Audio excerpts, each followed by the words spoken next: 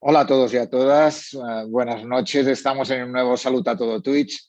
Un saludo a todo Twitch que hoy cambiamos un poco de tercio. Lo vamos a dedicar a la salud ambiental, o mejor dicho, a la relación entre el medio ambiente y la salud. Vamos a intentar hablar de la importancia de liberarnos de tóxicos, de contaminantes ambientales, de los plásticos, de qué efectos tienen estos en la salud, ¿no? Y por tanto, me parece que es muy importante hablar de ello y hablar desde una perspectiva de científicos, de salubristas, de personas que lo investigan y que lo conocen de cerca, ¿no? Vamos a hablar con Nicolás Olea. Nicolás Olea es un gran investigador, una persona con unas investigaciones a nivel mundial sobre el tema de liberar los tóxicos, de todo el tema de los contaminantes ambientales, del bisfenol, de todos los elementos como las consecuencias que tienen los disruptores endocrinos, los disruptores hormonales de los cuales hablaremos y a los cuales estamos expuestos cada día. Y por tanto, vamos a hablar también de las pautas a seguir para reducir nuestra exposición a estos contaminantes. Con él va a estar Nicolás Oleas, catedrático de Medicina Física y Radiología de la Universidad de Granada, y junto con él investiga también en esta línea, en este campo, Marieta Fernández. Marieta es también catedrática de la Universidad de Granada. Ellos dos hacen muchas investigaciones juntos, desarrollan los temas de contaminantes ambientales, de liberar estos tóxicos, como decía antes, estos disruptores hormonales, disruptores endocrinos que nos afectan a nuestra salud. También va a estar luego con nosotros también Miquel Porta. Miquel Porta es médico también, máster en salud pública, es investigador del Instituto de Investigaciones Médicas del Hospital del Mar, del INIM, y es catedrático de Medicina Preventiva y Salud Pública de la Universidad Autónoma de Barcelona. También es catedrático adjunto de epidemiología de la Universidad de Carolina del Norte. Por tanto, vamos a rondar entre Granada por un lado, nos vamos a ir a Barcelona y a Estados Unidos por otra.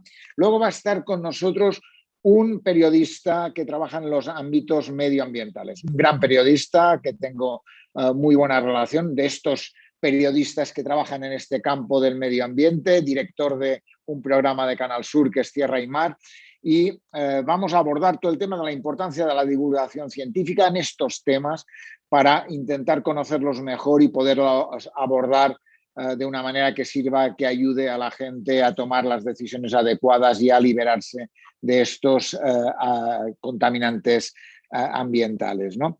Vamos a hacer también, vamos a estar con dos personas. Vamos a ir de Granada también a Estados Unidos. Va a estar la presidenta de la Sociedad Española de Sanidad Ambiental, Isabel Marín, que trabaja en la Consejería de Salud de Andalucía, que trabaja en Granada, que es una persona en el ámbito de la salud pública en Granada fundamental y que en estos momentos preside la Sociedad Española, ¿no? Y también vamos a trabajar un poquito, vamos a hablar un poquito con Ana Navas-Acien. Ana estuvo en el programa que hicimos dedicado a Carmen Martínez y va a estar Ana hablando también de sus investigaciones que está haciendo sobre la relación entre el tema del medio ambiente y las enfermedades cardiovasculares. Por tanto, un tema muy apasionante, muy nuevo, muy interesante y que sin duda alguna puede ser de gran interés. Y terminaremos el programa hablando con un pequeño vídeo de unas declaraciones que hizo la científica del CSIC, del Centro Superior de Investigaciones Científicas, Etel El-Harrat, que explicó al intermedio la problemática que existe con los plásticos y las 30 partículas tóxicas que contienen y que pueden provocar serios riesgos para la salud. Por tanto, dicho todo esto, casi nos vamos a Marieta y a Nicolás y Marieta, para hablar de este primer elemento, de estos primeros aspectos de los contaminantes ambientales, de los tóxicos y la salud, y que nos va a permitir hablar de estos aspectos que hemos dicho de un poco en la línea del programa, del libro que ha publicado Nicolás, Libérate de tóxicos, y que vamos a permitir conocer un poquito más estos aspectos, ¿no? Vamos a hablar de las repercusiones que tienen en la salud, el bisfenol, los falatos, los hidrocarburos aromáticos, los bisfenilos policlorados, químicos de los cosméticos, de las pinturas, de los compuestos clorados, de los bromados. Es decir, que vamos a intentar hacer una recopilación de todos estos aspectos para intentar conocerlos mejor. Pues nada, buenas noches, Nicolás, Marieta, Nicolás, un placer que estéis aquí con nosotros en este programa. Me gustaría que empezarais hablando de la situación actual de la exposición ambiental, un poco cuáles, a qué elementos del entorno nos vemos expuestos los ciudadanos de a pie y un poco para saber de qué temas, de qué tóxicos tenemos que tener cuidado. ¿Empiezas tú, Nicolás? Sí, una idea. Mira, fundamentalmente creo que lo que hemos descubierto, porque sería evidente para otros, pero no para nosotros, es que el boom de la industria química, por una parte, y los componentes físicos de la radiación electromagnética no ionizante son la actualidad del siglo XXI. Por un lado, todo lo que significa los derivados del petróleo. Giancarles, el petróleo en principio parecería que era el gran combustible, pero hoy día el 14% del petróleo es química fina. A mí me encanta eso del nombre de química fina. Y de esa química fina, el 7% son plásticos que han llegado a invadir toda nuestra vida, pues porque son componentes de todos los elementos de consumo. Se ha sustituido, Giancarles, para nuestra edad, la madera, el cristal y el metal, que era nuestra infancia y nuestra casa, por una serie de componentes que son el metacrilato, el policarbonato, el polietileno, el poliestireno, el PVC. Todo polímeros derivados del plástico o polímeros plásticos derivados del petróleo. Entonces, la gran novedad, el gran elemento nuevo de los últimos 30 años son los derivados de la química fina y del plástico, que por amplitud se extiende a los textiles. Yo voy vestido de este jerserillo que me creía que era de una oveja merina y ahora me he dado cuenta de que es de poliéster, es decir, lo mismo que la botella de 1,5 litros de Coca-Cola. Estoy vestido de plástico. Y los cosméticos, que pensaba que eran esencias naturales de naranjas del Caribe, pues son también derivados del petróleo. Todo eso tiene en común el mismo número de compuestos químicos y las mismas propiedades, y que la Unión Europea cifra en unos 144.000 compuestos químicos desarrollados de novedad por la industria química de síntesis desde finales del siglo XIX. Y el otro aspecto que nosotros conocemos menos, porque lo hemos tratado menos, es la radiación electromagnética no ionizante, que es toda la radiación que acompaña a las telecomunicaciones, a la telefonía móvil, a los aparatos inalámbricos, al Wi-Fi, todo lo que es radiación, que es mucho más difícil de medir y cuyos efectos en salud pues, nos tienen todos mosqueados, ¿no? Sabemos mucho menos porque tenemos menos medidas ambientales y sabemos menos del vínculo. Pero creo que realmente el mundo nuevo, para sumarizar o para resumir lo que me estabas diciendo, es la química fina y los derivados del petróleo y la radiación electromagnética no ionizante. A mí me gustaría... Sí, Marieta. Me gustaría añadir dos ideas a lo que ha dicho Nicolás. Hemos tenido que ir adaptándonos en la selección de esos compuestos químicos de interés, porque el desarrollo tecnológico va mucho más adelantado a la capacidad que nosotros tenemos de analizar, nosotros digo desde el mundo académico, de saber lo que hay y de saber a qué nos estamos exponiendo, porque el conocimiento de la exposición a compuestos químicos es todavía muy pequeño. Como ha dicho Nicolás, los compuestos de síntesis son un número excesivamente elevado, como para que tengamos tiempo y capacidad de analizarlo todos de manera individual y, lo que es más importante, todos o aquellas mezclas que pudieran ser relevantes para salud humana, además de salud ecológica o salud medioambiental. Y lo que hemos ha sido tratar de adaptar la técnica para poder conocer si el hombre, a través de muestras biológicas, está expuesto a esas sustancias que son otros los que nos van diciendo que están ahí, porque a nosotros esa información nos llega con mucho más retraso, casi con intencionalidad o no por parte de quien lo está utilizando.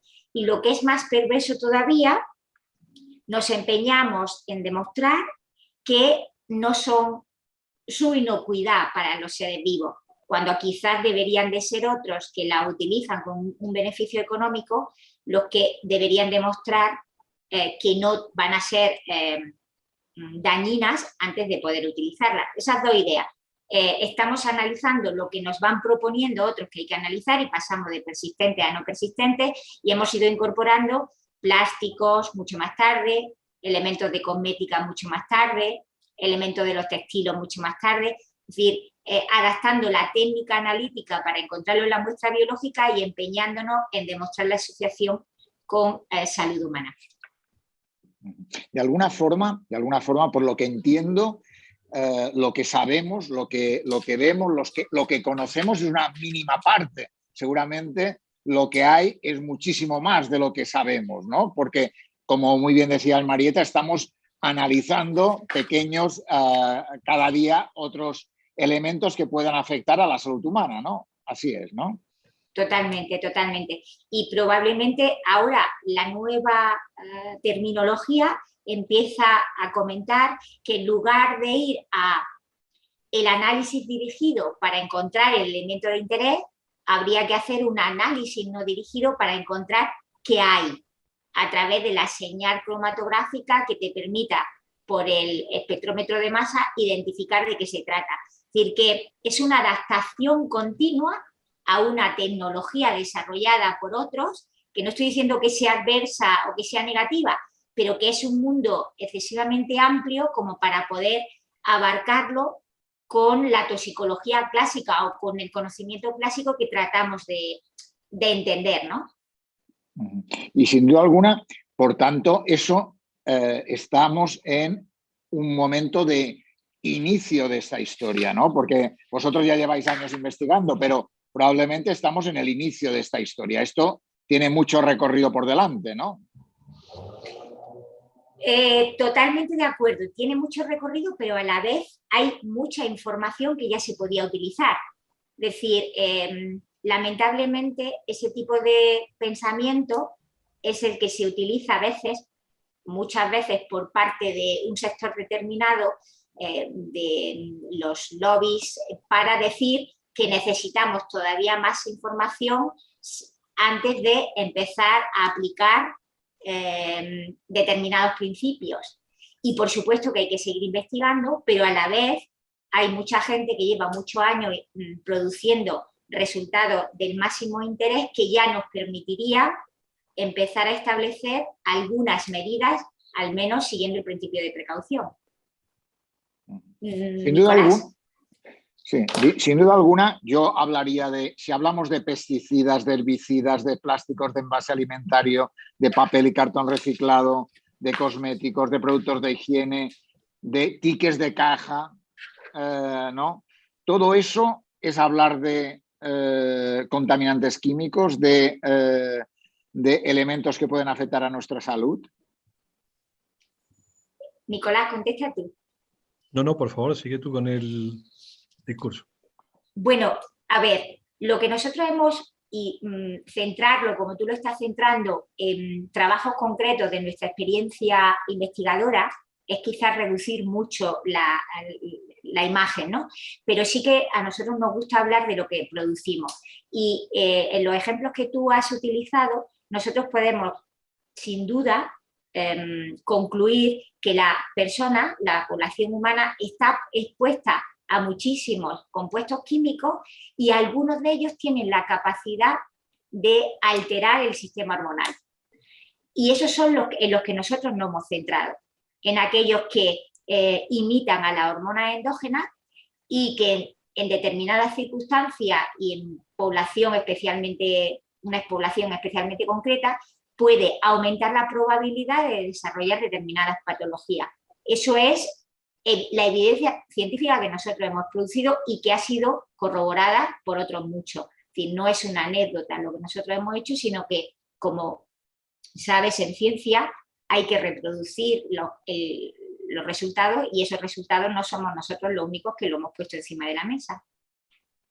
Es decir, estas sustancias de alguna forma afectan y alteran el sistema endocrino. Efectivamente. Nuestro sistema endocrino, cuanto más consumamos, cuanto más cerca estemos de estos productos, más afecta a nuestro sistema endocrino, ¿no? De hecho, la población está diferentemente expuesta. La exposición es universal e inadvertida, pero hay determinadas personas, hay sectores de la población que están especialmente expuestos, es decir, no es homogénea esa exposición. Y si encima esa exposición o los más expuestos ocurre en ventanas particulares del desarrollo, la probabilidad de que te toque es muchísimo mayor.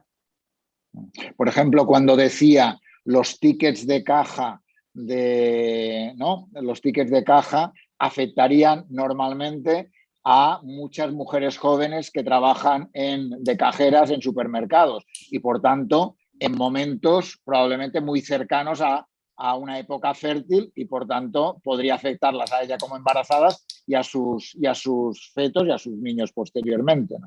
Es un ejemplo clarísimo de lo que estábamos hablando, es decir, todo el mundo tocamos y hemos estado en presencia de tickets de caja, pero los tickets de caja hechos a base de difenol A en una población como es mujeres cajeras que continuamente se están exponiendo a ese compuesto químico, la exposición en esa población es muchísimo mayor, y encima si esa exposición ocurre en un momento clave del desarrollo, no para ellas, sino para lo que llevan dentro, pues puede fundamentalmente afectar a la siguiente generación, incluso a 2 generaciones más. Y eso ya se ha comprobado en experimentación animal. Y de alguna forma, todo eso, vosotros lo que estáis haciendo es evaluar el riesgo, ¿no? Nicolás. Mira, estoy escuchando y parece ciencia ficción, ¿no?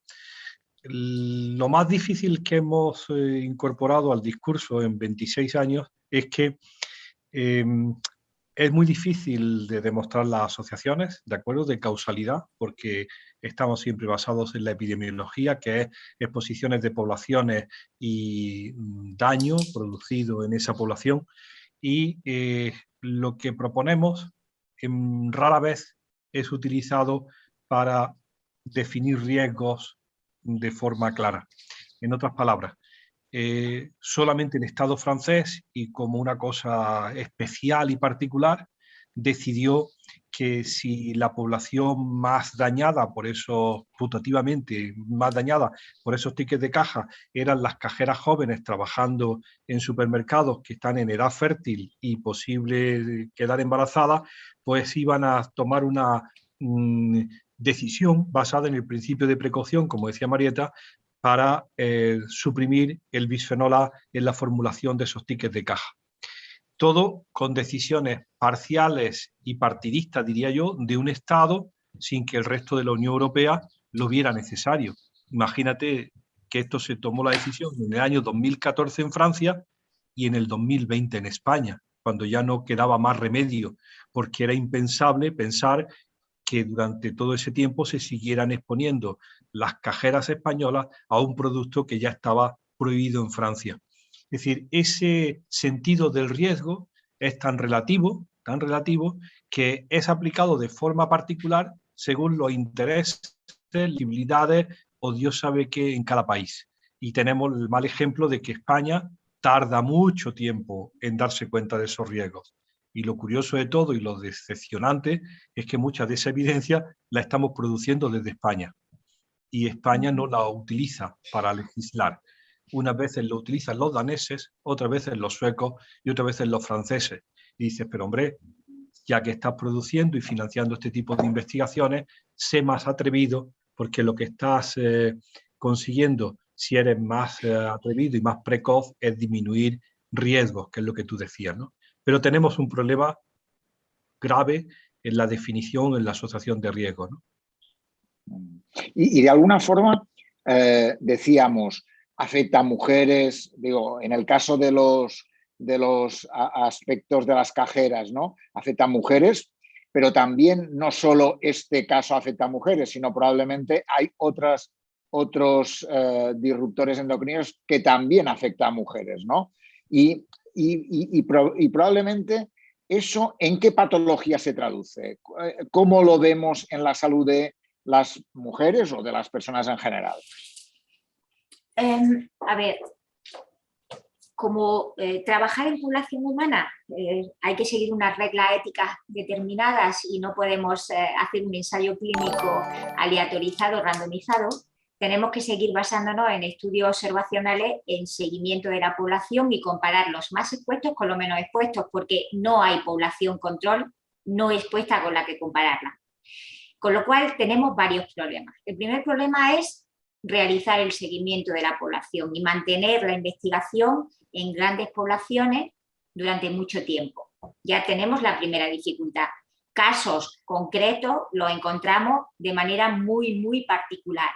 El caso de las mujeres embarazadas californianas que la han seguido durante 40 años y han comprobado si las más expuestas respecto a las menos expuestas a DDT tenían un efecto concreto en sus hijas cuando éstas alcanzaban los 25 o 30 años. Y se dan cuenta de que las madres más expuestas a DDT aumenta el riesgo de que su hija desarrolle cáncer de mama en un 200%, ¿vale? Después de 40 años de seguimiento. Si tenemos que esperar 40 años de seguimiento para demostrar una relación de causalidad, ¿qué ha pasado? Que el DDT ya se prohibió mucho antes que fuéramos capaces de demostrar ese efecto. Cuando incluso somos capaces de demostrar, si es que eso es una demostración, ha prescrito, si alguien tuviera que hacerse responsable de ese daño, y ya está prohibido el compuesto, a pesar de habernos empeñado muchos investigadores de forma privada o de forma particular en demostrar que había un efecto adverso asociado a la exposición de ese compuesto. Luego, algo falla en el sistema que no hemos planteado. Afortunada o desafortunadamente, la plausibilidad biológica de que eso podría ser cierto lo tenemos en ejemplos de meteduras de pata. Lo tenemos en el ejemplo de que bifenol A ya se demostró que es un estrógeno sintético que se sintetizó a la misma vez que el dietiletilvestrol, que aplicado de manera clínica por ginecólogos a mujeres embarazadas para prevenir el aborto, demuestra que se asocia con un cáncer muy particular en las hijas de las madres expuestas 25 años después, cáncer de vagina de células claras, y lo retiran del mercado. La única diferencia entre uno y otro es la potencia del primero, que permitió su utilización farmacológica, mientras que el otro pasó desapercibido y de pronto aparece su utilización por sus características físico-químicas específicas para otros diferentes usos. Luego, depende de cómo queremos ver el enfoque, si desde un punto de vista o de otro, de la demostración del efecto o de la plausibilidad biológica inicial. No sé si te he contestado. Sí, sin duda alguna, pero de todas formas eso nos obliga que si sabemos lo del bisfenol A, sabemos que el bisfenol A está en determinados plásticos o en determinados envases o en determinados utensilios, incluso, no sé si los hay aún, pero los había en biberones, ¿no? ¿No es así? Todo lo que es el policarbonato, los biberones hace no mucho tiempo eran de policarbonato a base de bifenol A y se retiraron del mercado porque suponían una exposición concreta y particular en niños recién nacidos, pero se sigue utilizando para otros muchos usos. Y también eso se ha visto no solo en el bisfenol A, sino también en los ftalatos, ¿no? ¿no? que pueden ser otro de los productos que pueden afectar a esta situación, ¿no? Sí, sí, para algunos. En el caso de los ftalatos hay bastantes posibilidades y para algunos de ellos también se ha visto esa evidencia. Por tanto, viendo todo esto, es decir, ¿qué efectos tienen los disruptores endocrinos en la salud? Hemos visto, tú has comentado antes, lo del cáncer de mama ligado al DDT. Y sobre los disruptores endocrinos, ¿qué efectos sabemos que tienen sobre la salud? ¿O qué sabemos sobre eso? Nicolás, te paso la palabra. Pues mira, cualquier sistema hormonal es susceptible de ser interferido por los disruptores endocrinos. Los sistemas hormonales ya sabes que son muy sencillos, son hormonas o mensajeros químicos con los que los organismos multicelulares decidieron conectar unos órganos con otros. El ovario se conecta con la mama pues, a través del estrógeno que pasa a sangre. Y el testículo con el músculo pues, a través de la testosterona. Es decir, son mensajeros.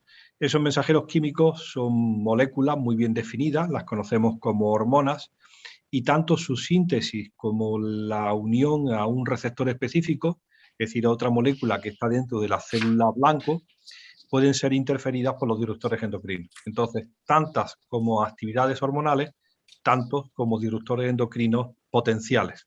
Lo que pasa es que el sistema más conocido es el de las hormonas sexuales femeninas, los estrógenos, después el de las hormonas sexuales masculinas, fundamentalmente por la presencia de antiandrógenos, pero ya tenemos evidencia importantísima en tiroides.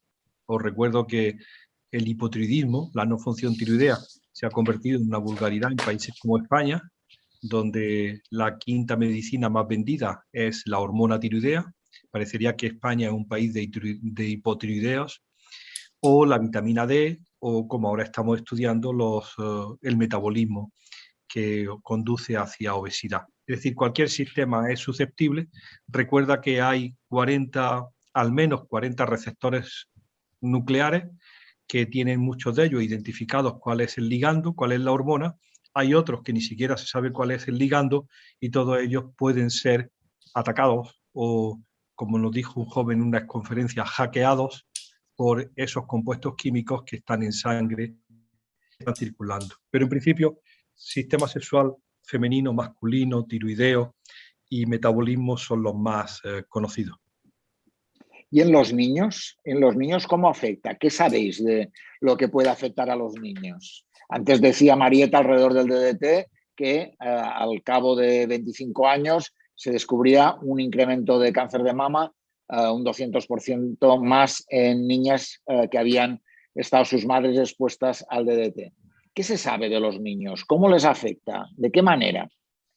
Mira, la experiencia fundamental nuestra ha sido a través de la Corte de Nacimiento, Infancia y Medio Ambiente, que es una corte que se inicia en España en el año 2003, gracias a la experiencia de 3 cortes ya existentes, una en Menorca, otra en Flix y otra en Granada, a la que se unen protocolos comunes desarrollados por expertos de toda la geografía española y que seguimos trabajando con una participación de aproximadamente 4.000 mujeres embarazadas y con su hijo, algunos de los cuales, por ejemplo, en la Corte de Granada ya han llegado a la madurez porque tienen entre 17 y 18 años.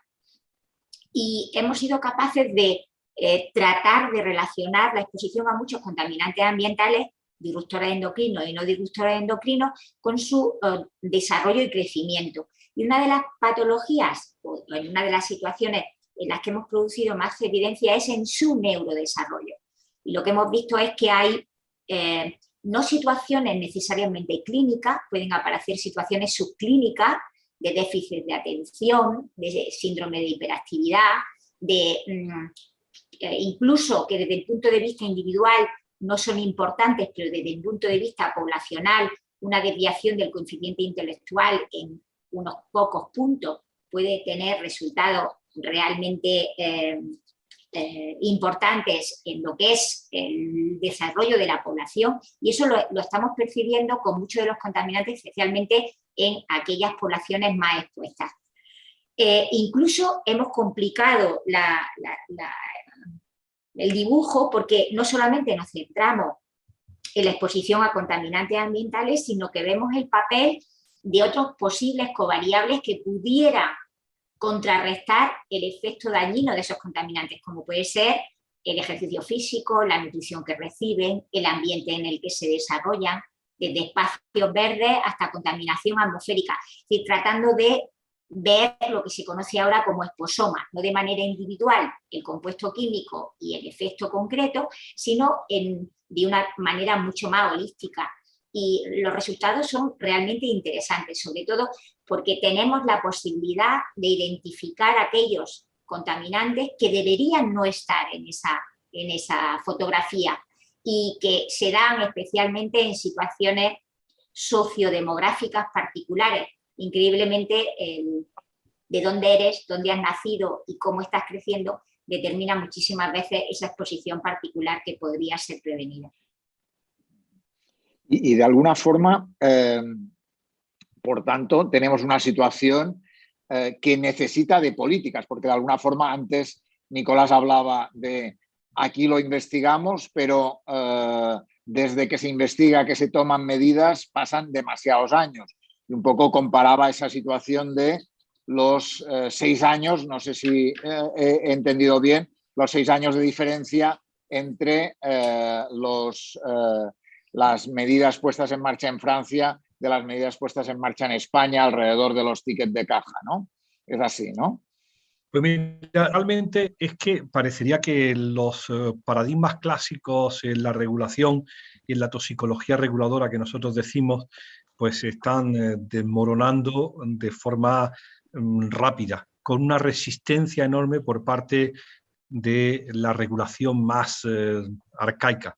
Lo que disrupción endocrina y disrupción metabólica ha metido en los foros de discusión es que las cosas no eran tan blanco-negro como se venía diciendo, que lo que se había dicho para toxicología, carcinógenos, mutagénicos y tóxicos para la reproducción es insuficiente, que disrupción endocrina pone en entredicho todo el problema de las bajas dosis al considerar el efecto combinado, una cosa que para la gente de la calle le parece tan obvio que uno tendría que considerar 2 contaminantes actuando por mecanismos similares. No me refiero a 2 situaciones particulares de la vida de un individuo que coincidan en la predisposición a enfermedad, sino el simple hecho de 3, 4 residuos de contaminante actuando por un mismo mecanismo tendría que ser tenido en consideración, porque si es así, el estar expuesto a bajas dosis ya no es falta de preocupación.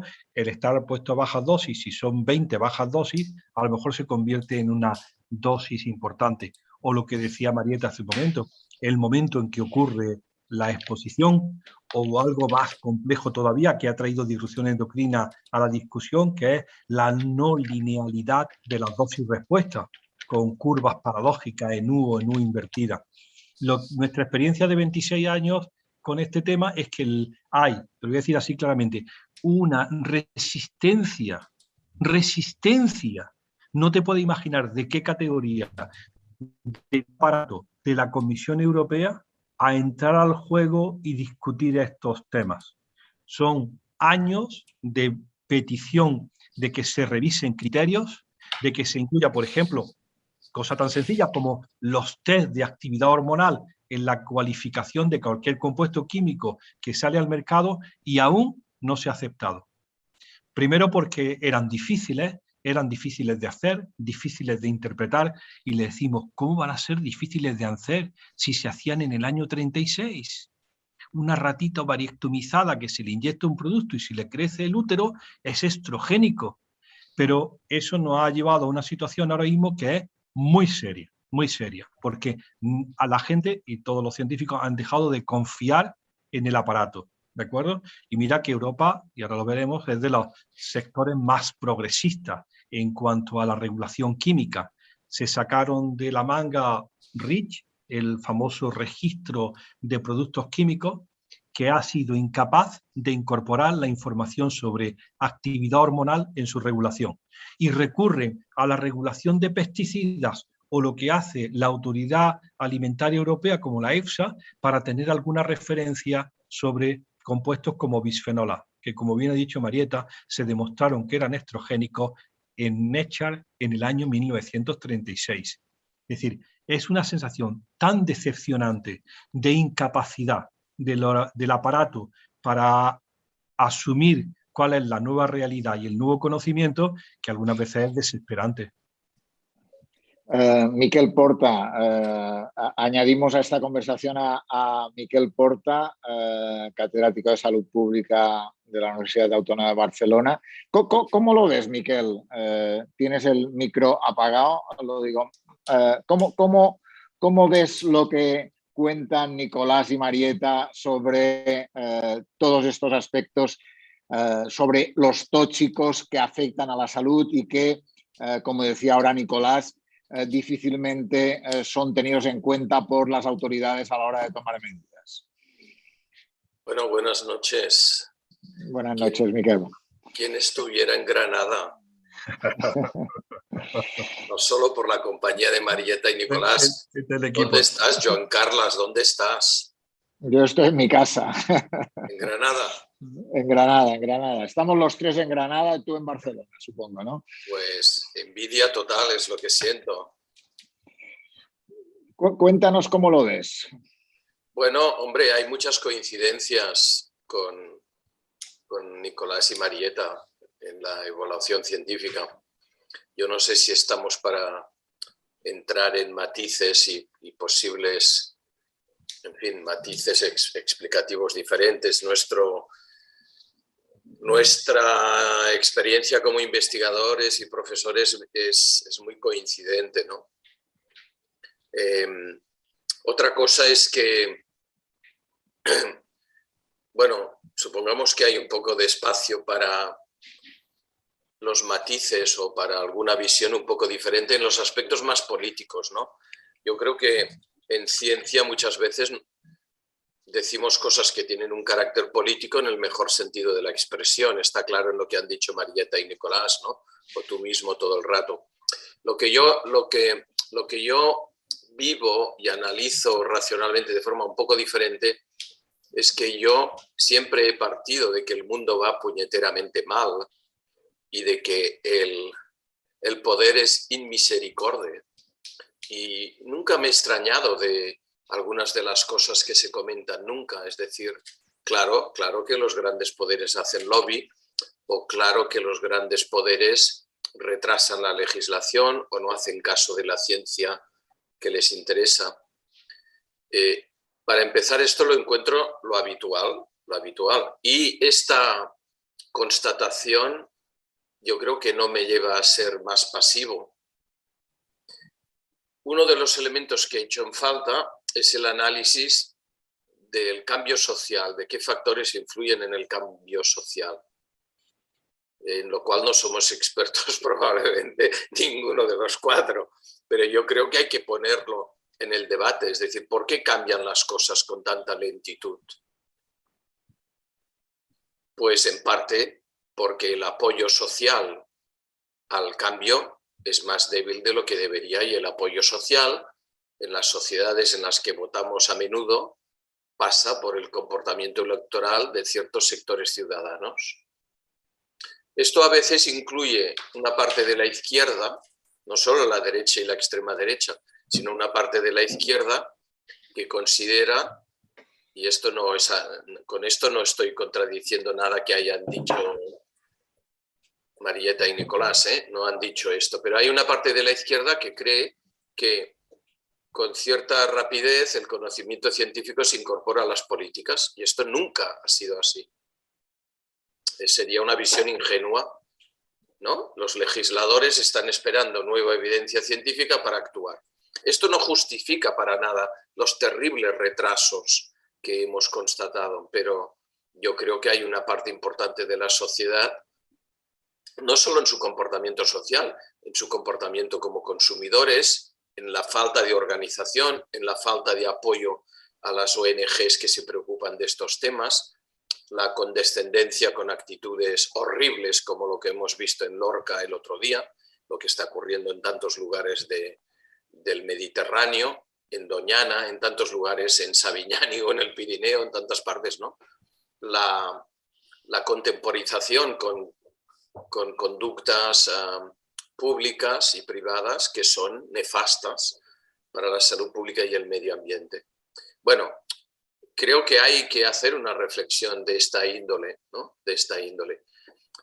Por dar una nota, por corroborar esto con un trabajo empírico nuestro reciente publicado en Science of the Total Environment, ¿no? Nosotros somos el único grupo que ha analizado en 3 ocasiones a lo largo del tiempo una muestra representativa de una población española.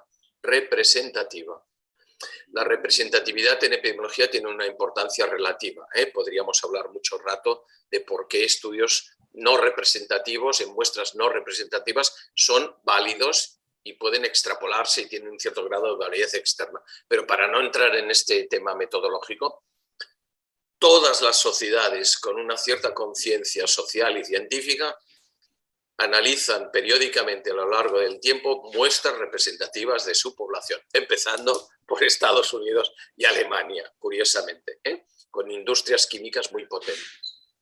Y cuando lo hemos hecho en Barcelona en 3 ocasiones, hemos corroborado algo que se sabe de otras maneras menos científicas, pero lo hemos formalizado científicamente, que es un descenso muy importante en las concentraciones corporales que tienen los barceloneses y barcelonesas de los contaminantes que en esta vena irónica que nos gusta a Nicolás y a mí, diríamos, a mí me gusta llamar los contaminantes vintage, los pasados de moda, los que ya no dan tanto dinero, ¿vale?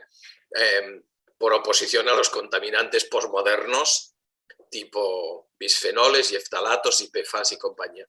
Los contaminantes anticuados, pero muy nocivos, por su persistencia y por sus bien conocidos efectos tóxicos sobre la salud, los organoclorados, como el DDT, el hexaclorobenceno, el beta-hexaclorocicloxano y los PCBs, por ejemplo, han disminuido de forma muy marcada en las últimas décadas en la población barcelonesa.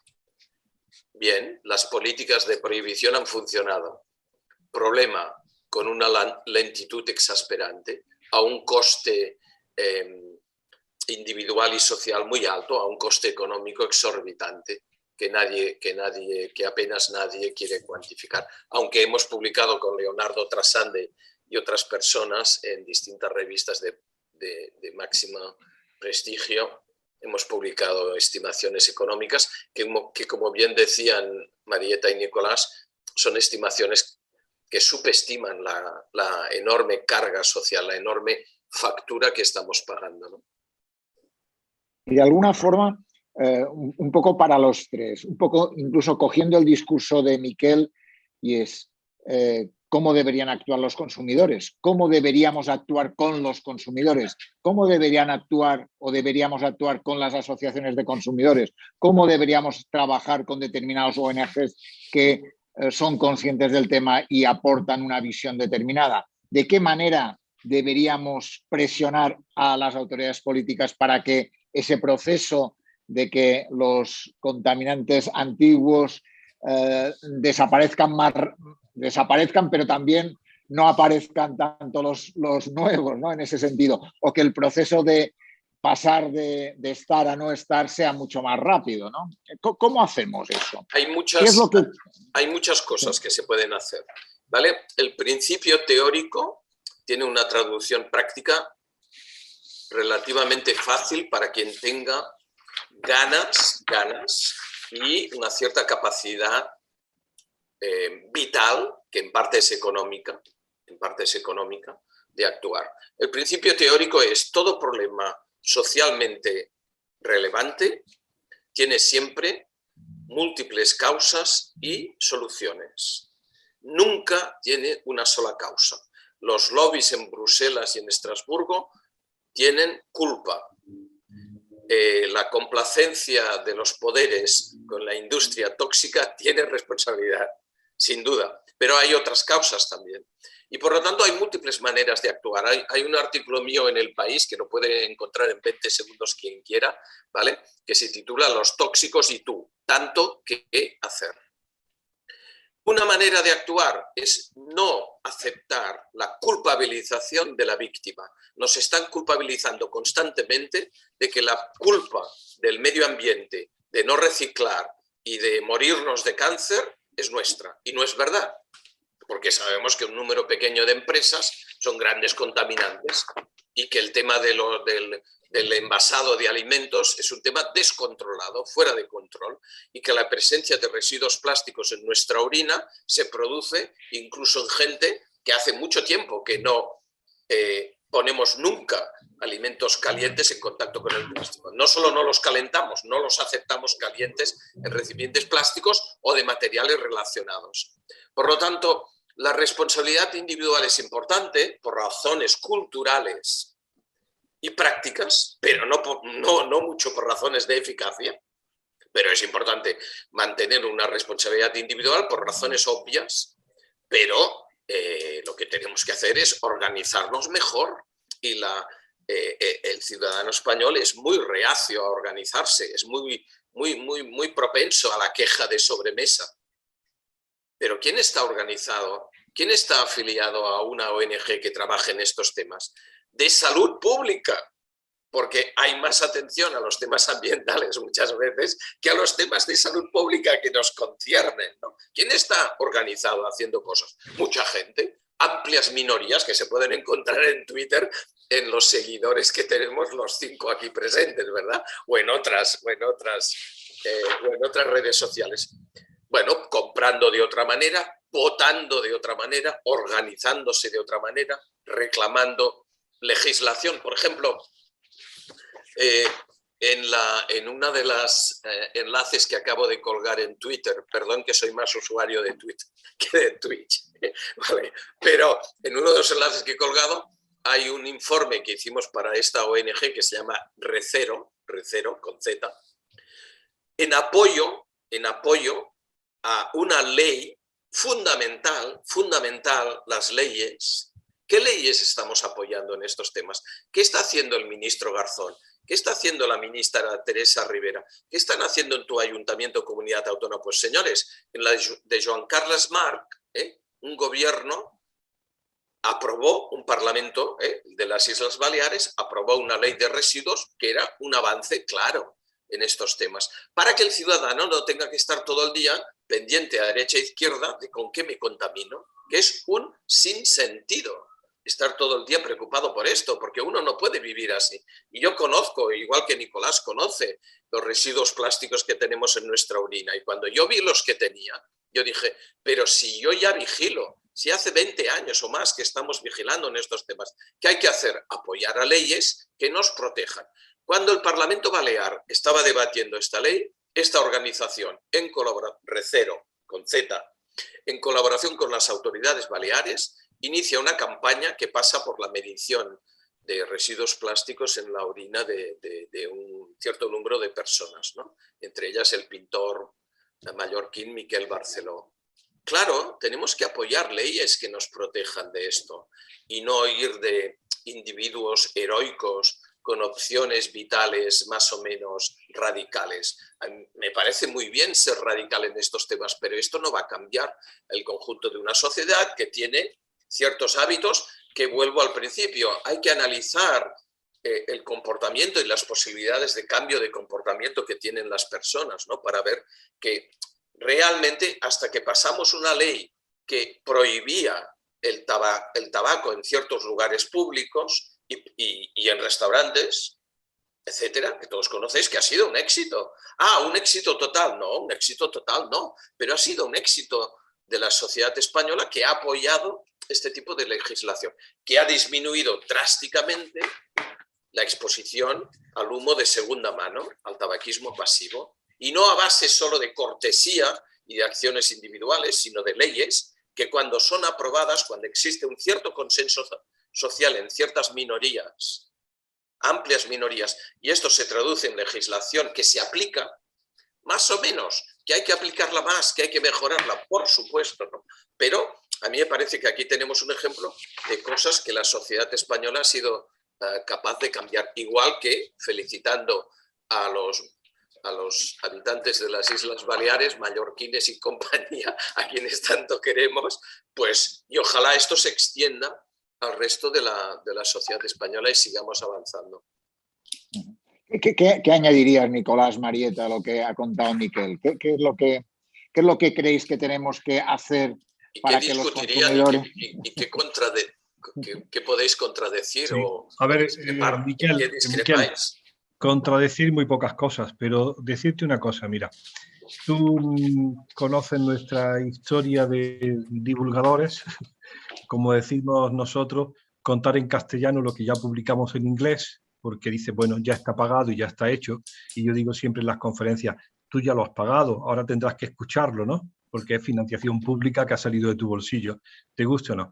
Crea una enorme inquietud porque la gente de las conferencias y de los detalles sale muy angustiada por las cosas que se cuentan sobre los cosméticos, sobre los tickets de caja o sobre el bisfenol A, y metes a las personas en una situación de angustia, que tú lo has dicho, y con muy pocas respuestas, fundamentalmente por uno de los grandes pecados de la sociedad española, que es su incapacidad de asociacionismo, llamo yo, o de buscar en otros la información veraz que necesita.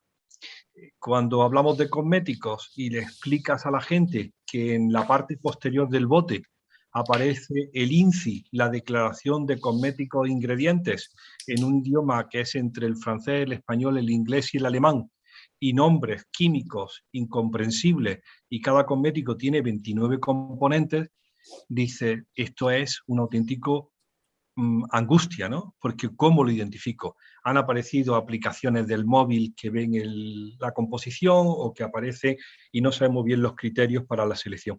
Y lo que pedimos entonces es que busques puntos de referencia en sociedades, en organizaciones, en alguien con buen criterio que te oriente hacia un mercado mucho más seguro, ¿no? Porque si no, estamos creando una situación de angustia que es insuperable. O abandonas, o te encierras, o te angustias. Imagínate, Miquel, fíjate, Miquel, leímos una publicación muy interesante sobre las recomendaciones del Colegio de Obstetras y Ginecólogos americana a las mujeres embarazadas. El cinturón de seguridad, el alcohol y alguna cosita más. Nada sobre contaminantes químicos. Y cuando le preguntan a los obstetras por qué no hablan de estos riesgos que ya son conocidos y algunos de ellos populares, dicen, porque crearíamos mucha angustia y no sabrían cómo manejarla. Dice, ¿de verdad menosprecias a la sociedad de esa manera o realmente no estás comprometido con la información que tienes? Uno de nuestros grandes hándicaps, que lo denunciamos una vez y otra vez, es que nuestros compañeros, Miquel, nuestros compañeros no informan. Nuestros compañeros de atención primaria no informan sobre el tema. Ni les interesa, ni les va a interesar. Es decir, es preferible mirar para otro lado y cuando una madre te dice si la antena de telefonía móvil que han colocado en el ático de su casa es buena o mala, se encogen de hombros. O cuando le preguntan sobre el biberón, se encogen de hombros, porque eso no venía en su libro, en lo que le enseñaron en la Facultad de Medicina o en lo que le están diciendo en las sociedades científicas. Es decir, hay un fracaso enorme en cómo estamos contando las cosas, porque o bien no se lo creen o bien creamos angustia. Entonces está claro que hay que cambiar el discurso de alguna manera y buscar, yo no sé si es así, personas, grupos, sociedades, organizaciones de referencia que tengan confianza, la confianza del público. Quizás yo no tengo tampoco soluciones y estoy totalmente de acuerdo con lo que estáis diciendo, pero en la experiencia de los últimos años me está permitiendo como docente universitaria que una de las posibles pasos hacia adelante sería incorporar la información científica que se va produciendo como vía de educación en salud, sobre todo para actores principales en este esquema, como son los estudiantes de medicina, los estudiantes de ciencias ambientales, los estudiantes de farmacia, los estudiantes de nutrición. Si ellos no tienen ese conocimiento científico incorporado y seguimos todavía con guías docentes obsoletas que no están adaptándose a las nuevas situaciones, probablemente no tendremos esa recepción adecuada por parte de especialistas clínicos, como el ejemplo que tú estás poniendo, Nicolás, que sean capaces de transformar esa información en recomendaciones concretas, cuando hay otros colegas, como pueden ser los ginecólogos americanos, que sí lo están haciendo en determinadas sociedades científicas americanas. Luego, las sociedades científicas, los grupos de apoyo, la ONG, son, por supuesto, actores necesarios, pero también tendríamos que buscar a través de la educación en salud otros que se incorporen al foro, a la arena o como queramos llamarlo. Déjame, Miquel, un momento sí. para presentar a Chema Montero. Ahora te doy la palabra a ti, Miquel, pero porque le voy a preguntar a Chema, que es un periodista, periodista en temas ambientales, director de Tierra y Mar en Canal Sur Televisión y una persona clave en los ámbitos ambientales y salud. Pero, Miquel, responde y luego le preguntamos qué se puede hacer desde un medio de comunicación, desde una visión de periodismo ambiental, para intentar dar a conocer toda esa información y para que la gente sea consciente de qué puede hacer ante eso. Perdona, Miquel. Que va. Mira,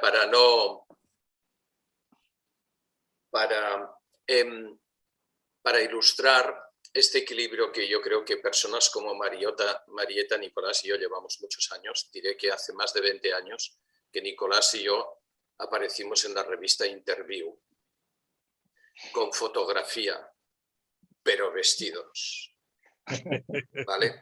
Llevamos muchas horas de carretera, muchos conciertos de madrugada hablando de esto, incluyendo en nuestros respectivos hospitales. Acabo de colgar el enlace a la sesión general del Hospital del Mar que hice poco antes de la pandemia.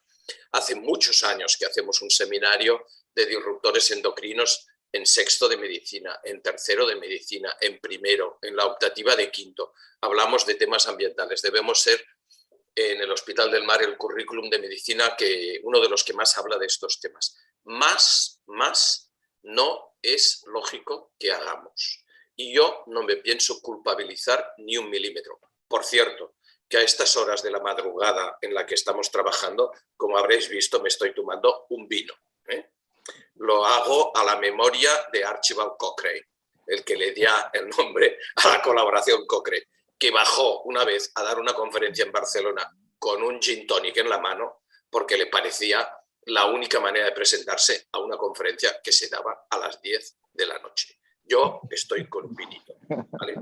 ¿Por qué? ¿Por qué cuento esto? Porque yo defiendo que hay que apreciar los logros y las cosas buenas que tenemos en la sociedad, incluyendo una gran mejora en la esperanza de vida en los últimos 100 años, con darnos cuenta de la factura que nos pasan estos contaminantes. Una de las cosas más nefastas y perversas y miserables que dicen algunos comunicadores científicos negacionistas en estos temas es que no apreciamos las mejoras en la esperanza de vida, dando por sentado que cuando uno reconoce esto tiene que aceptar que no hay nada que hacer en el resto de temas. Cuando yo mantengo explícitamente en todo tipo de actos que hay que apreciar las muchas cosas que van bien, que van mejor, y esto no nos da el derecho a negar la factura terrible que seguimos pagando por la contaminación ambiental de las personas y del resto de seres vivos,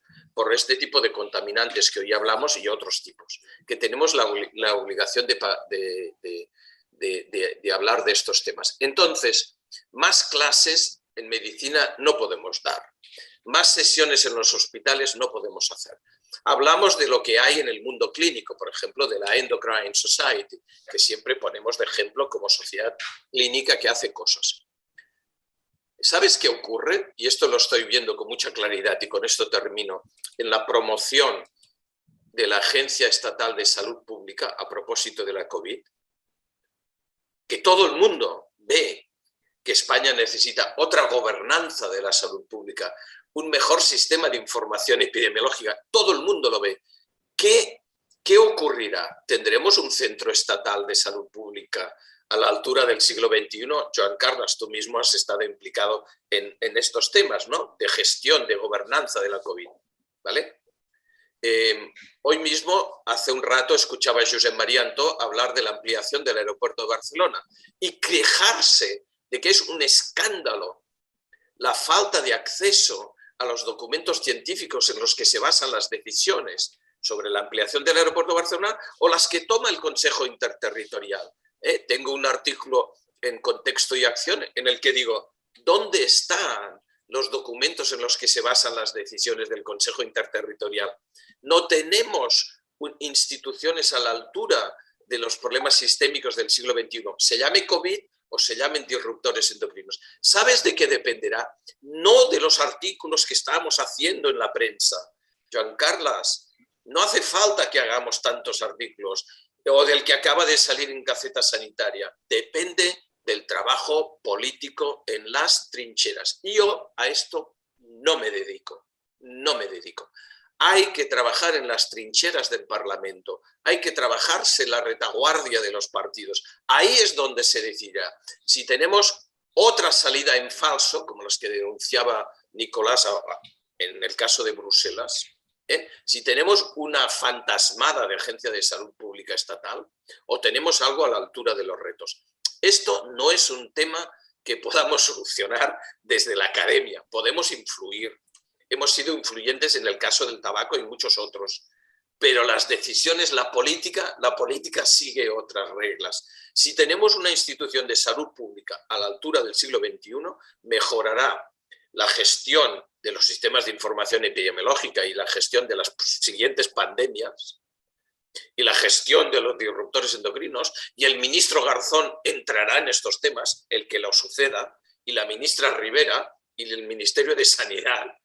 Si no mejoramos las instituciones, bueno, haremos artículos, pero para mí el reto va por ahí. Y de los medios de comunicación de momento no digo nada, porque han mejorado de forma espectacular la información que dan sobre estos temas en los últimos 20 años. Chema, ¿cómo lo ves tú? Cuéntanos, un periodista que hace todas las semanas su programa, un programa de éxito, por cierto, y que trabajáis estos temas. ¿Cómo lo ves? ¿Cómo ves este debate que teníamos ahora de cómo, en este caso, disruptores endocrinos, contaminantes químicos, tóxicos, que afectan a la salud? ¿De qué manera podemos ser más, no sé cómo hacer, activos, pero no sé cómo llegar a determinadas instituciones para conseguir un cambio? No te oímos, Chema, no te oímos. Tenía silenciado el audio. Pues nada, encantado de estar con vosotros y de saludar a Nicolás, que hace tiempo que no coincidimos. y bueno, la cuestión tiene mucha amiga, ¿no? Pero yo he enganchado ya hace muy poquito con vuestro debate, pero he oído alguna idea y retomo la última de Miquel. Ha mejorado muchísimo la información de este tipo de cuestiones en los medios de comunicación generalistas en los últimos años, lo cual no quiere decir que ni por cantidad ni por calidad sea lo ideal, porque yo insisto mucho en una idea y es que además se va reforzando con el paso de los años. Yo le llamo la demanda insatisfecha, ¿no? Los medios de comunicación van por un lado en este tipo de cuestiones y los ciudadanos van por otra. Es decir, no estamos atendiendo a una demanda cada vez más creciente y evidente de información razonable, rigurosa y no por ello inaccesible para públicos no especializados, que nos demandan los propios ciudadanos, y sin embargo los medios no estamos a la altura, no solamente por cantidad de información, porque a veces la emergencia es la que determina desgraciadamente que aumente el volumen, pero no la calidad, porque los medios están absolutamente desatendidos en lo que se refiere a periodistas especializados en estas cuestiones. Y cuando yo hablo de periodistas especializados no me refiero necesariamente, porque muchos medios no se lo pueden permitir, a periodistas que sepan de estas cuestiones, basta con que sepan quién sabe de estas cuestiones. Es decir, dónde están las fuentes fiables y cómo incorporarla a los medios, ¿no? En ese sentido se ha hecho muy buen trabajo y se sigue haciendo muy buen trabajo desde asociaciones como APIA, la Asociación de Periodistas de Información Ambiental, o la Asociación Española de Comunicación Científica, que entre otras cosas lo que tratan es de facilitar a los medios generalistas agendas para que en el momento en que surge un tema de cierta complejidad, pero de trascendencia social, sepan cuáles son las fuentes fiables a las que pueden dirigirse. Y en eso también ha habido una evolución magnífica, en el sentido de que dentro de la comunidad científica de hace 20 años ahora, uno encuentra muchísimos especialistas que son accesibles, que saben cómo expresarse en un medio de comunicación, que están a disposición de los periodistas, y eso facilita muchísimo nuestro trabajo, ¿no? Hay otra idea que he retomado cuando me incorporaba, que le decía a Nicolás, y es que vivimos, yo que por ejemplo estoy siempre muy vinculado a todo lo que tiene que ver con la información de cambio climático, y que estamos en varios grupos de trabajo con varias universidades tratando de trabajar un poco en la mejora de la comunicación pública en torno al cambio climático, la famosa idea de la ecoangustia que ahora se habla, o de la angustia que generamos en muchas personas, es decir, cómo regulamos el volumen, por decirlo de alguna manera, para evitar la desconexión, ¿no? Porque muchas personas bien intencionadas y bien interesadas por estas cuestiones se desconectan porque provocamos a veces una cierta angustia, y a nadie le gusta sentir miedo, ¿no? Sobre todo, no porque el miedo no sea útil en estas circunstancias, sino porque el miedo tiene que ir acompañado de la dirección hacia la que se debe correr. Es decir, está la amenaza, nos invitan a correr, pero no nos enseñan hacia dónde tenemos que correr. Es decir, hay mucho trabajo que hacer en los medios de comunicación generalistas, muchísimo, ¿no? Se ha avanzado muchísimo, sin duda. Las fuentes informativas son ahora muchísimo mejores que antes, la comunidad de periodistas es mucho más nutrida, de periodistas especializados es mucho más nutrida, pero queda muchísimo trabajo por hacer, explorar nuevas narrativas, explorar nuevos soportes. Hay ejemplos en el ámbito en el que yo más trabajo, que es el ámbito ambiental. Por ejemplo, Fernando Valladares es un buen ejemplo de especialista en cuestiones muy complejas desde el punto de vista ambiental, son las que están vinculadas al cambio climático, y que sin embargo está empeñado continuamente, con éxito desigual, pero el empeño no lo abandona, de explorar nuevos territorios, de hacerse presente en medios donde habitualmente uno no encuentra, es como el caso que nos reúne esta tarde, ¿no? En canales y en medios donde uno no está acostumbrado a encontrar a este tipo de fuentes especializadas, ahí lo tienes, ¿no? Y Fernando, por ejemplo, y con eso termino, es también un buen ejemplo, y supongo que de esto había hablado, pasa que me he incorporado ya al final, es un buen ejemplo de cómo la realidad, desgraciadamente, ojalá no fuera así, pero desgraciadamente, y va a seguir ocurriendo, nos brinda una nueva oportunidad de vincular cuestiones ambientales y salud. Es decir, hablar de cambio climático, es decir, el vínculo entre cambio climático y COVID, pérdida de biodiversidad y COVID, una nueva oportunidad de revelar que este tipo de cuestiones no remiten a problemas lejanos en el tiempo o en el espacio, sino a cosas que ya están ocurriendo y que tienen que ver con nuestra vida cotidiana. Miquel te quería responder. Sí, yo creo que la cuestión del miedo, que también trataban antes Marieta y Nicolás, es clave. Lo primero, quiero decir dos cosas con mucha claridad. Nosotros nunca jugamos a meter miedo. Aunque no fuésemos médicos los cuatro, tampoco lo haríamos, pero un médico nunca juega con el miedo. No lo hemos hecho nunca. Hemos hablado mucho de la necesidad de concienciar, etcétera, sin meter miedo. Número 2. Algunos comunicadores que son unos negacionistas miserables, pagados o no por la industria tóxica, tergiversan la realidad y acusan a la gente de cosas que no hacen. Por ejemplo, frase literal de hace un tiempo de uno de estos comunicadores: como las organizaciones ecologistas han demonizado el plástico, ahora resulta que bla, bla, bla. Yo me quejé al defensor del lector del periódico en cuestión, porque las organizaciones ecologistas no han demonizado el plástico, al contrario, tenían que haber sido más activas todavía en la defensa del medio ambiente y de la salud pública ante la contaminación por plásticos.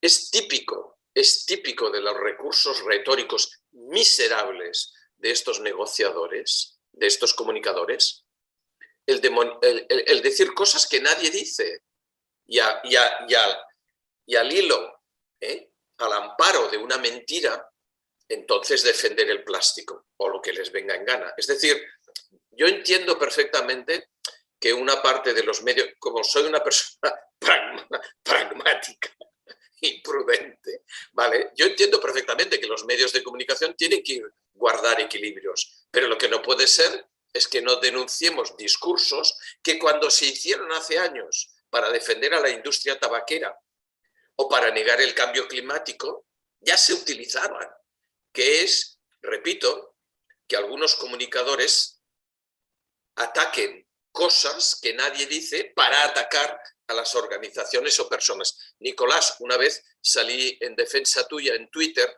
porque ante un artículo vuestro, uno de estos personajes triste, que yo no sé si es que es un pobre hombre o está bien financiado por la industria tóxica, os acusaba Marieta de cosas que no decíais, ¿vale? Y entonces, con todo tipo de argucias, luego a los 3 o 4 tweets, el hombre reconoce que no se ha leído vuestro artículo, que es algo impresentable en un supuesto investigador de una universidad del Levante español. Hombre, entonces hay que ser activos en estas cosas, ¿no? Porque estoy completamente de acuerdo, a mí me parece muy interesante lo que decía Chema, de que no llegamos a cubrir la demanda de información de calidad.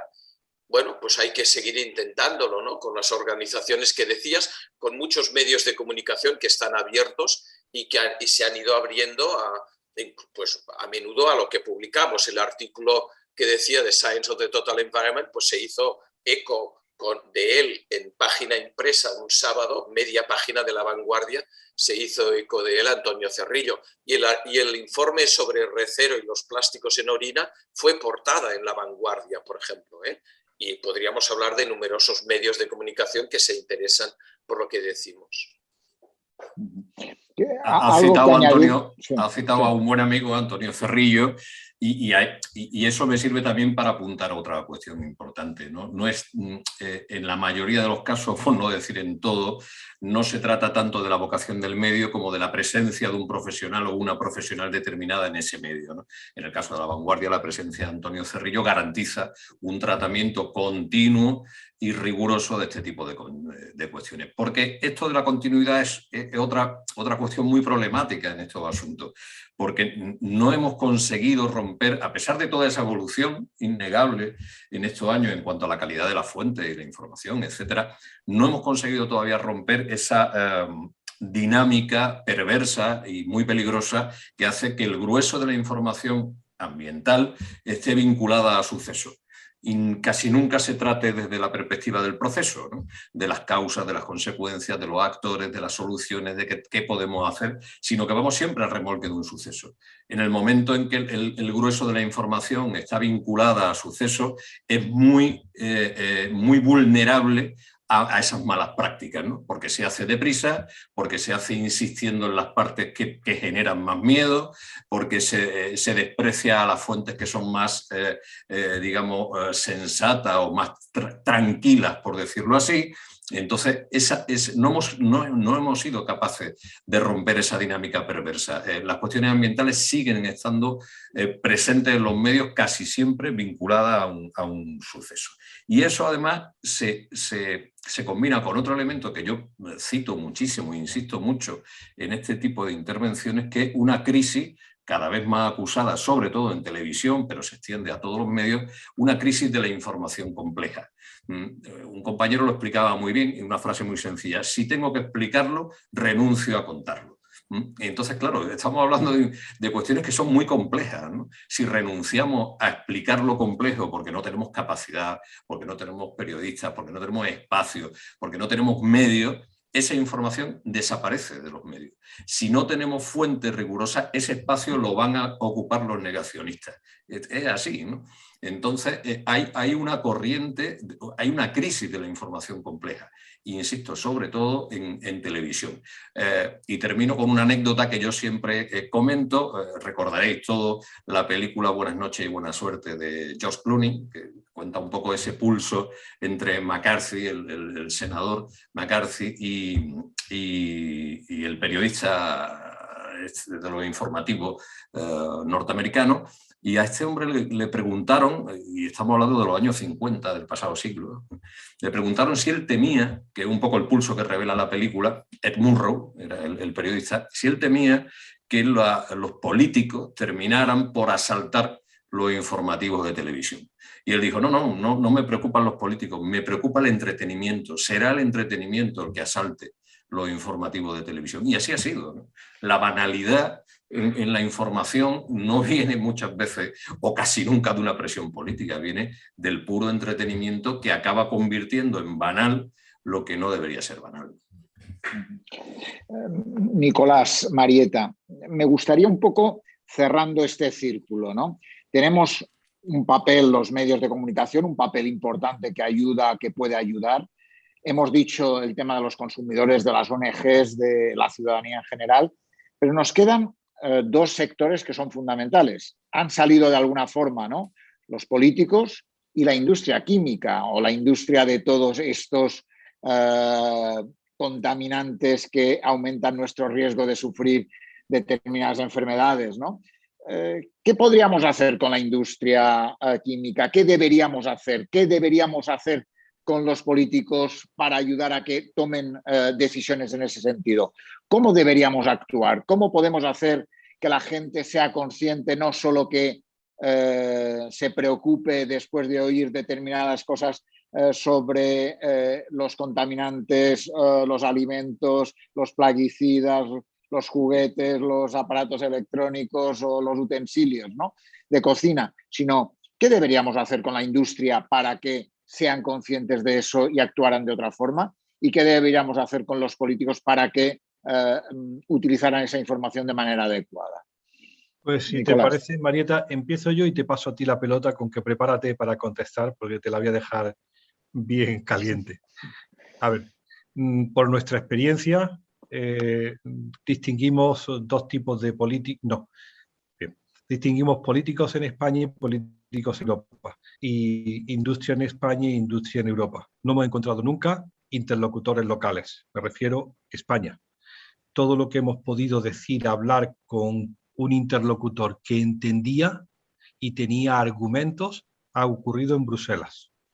¿De acuerdo? No sé si es que lo hacemos mal, pero las pocas veces que hemos ido a hablar al Parlamento español, por la mañana iba un biólogo molecular a hablar que cáncer de páncreas se iba a curar al día siguiente y estaba lleno, y por la tarde íbamos a hablar de salud y medio ambiente y estaba un representante y otro del PP que se equivocó de puerta, ¿no?